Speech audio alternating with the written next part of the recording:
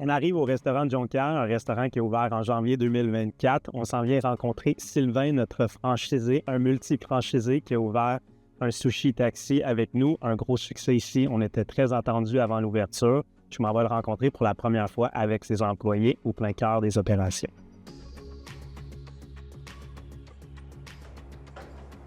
Salut. Merci. Mon nom, c'est Sylvain Bergeron, nouveau franchisé Sushi Taxi Jonquière. La raison pour laquelle on a investi dans le sushi, c'est essentiellement parce qu'on voyait qu'il n'y en avait pas à Jonquière, ou en tout cas à proximité de Jonquière.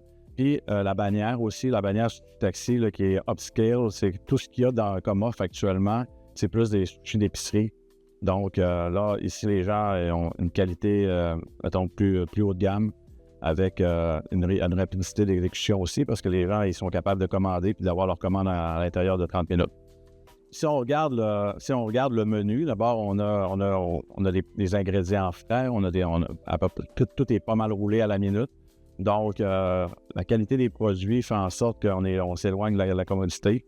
La qualité des produits, l'offre du menu aussi, on a des fish and chips, on a des sushis frits, mais on a aussi des soupes, on a une variété de produits là, qu'on ne peut pas avoir ailleurs.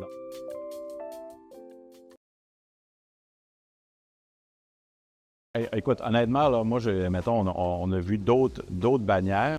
On a eu un accompagnement exceptionnel d'un point de vue d'organisation pour l'organisation des travaux, l'organisation des opérations, mais aussi après l'ouverture.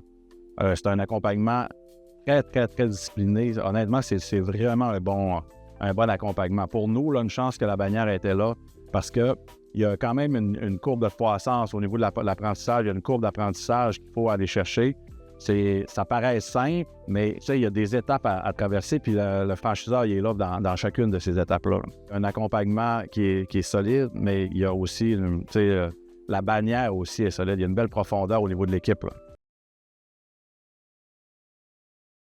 Donc, les vecteurs de croissance, c'est définitivement dans le corporatif parce que là, tu es capable d'aller chercher des parties de Noël, tu es capable d'aller chercher des événements spéciaux avec des employés, avec des commerces. Donc, c'est sûr que ça, c'est un vecteur de croissance très intéressant. Donc, la personne, à mon avis, qui embarque dans une aventure comme ça, bien, il faut qu'elle s'attende à faire rayonner son commerce. Mais rayonner son commerce, là, c'est d'aller voir des gens. Mais c'est une belle bannière à vendre. Tu as vraiment quelque chose à vendre. Tu offres des bons produits, tu offres un bon service.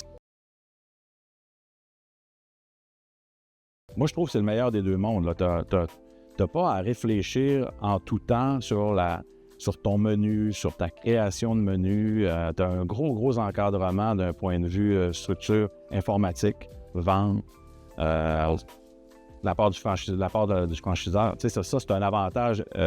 C'est un avantage incroyable là, pour un restaurateur d'embarquer avec une bannière comme ça. Puis il y a de la place quand même, parce que le franchiseur, il est ouvert. C'est une petite... En toute proportion gardée, c'est quand même une franchise familiale qui sont très à l'écoute des franchisés, là. D'ailleurs, on va inventer un nouveau produit. On a inventé un nouveau produit. Pierre,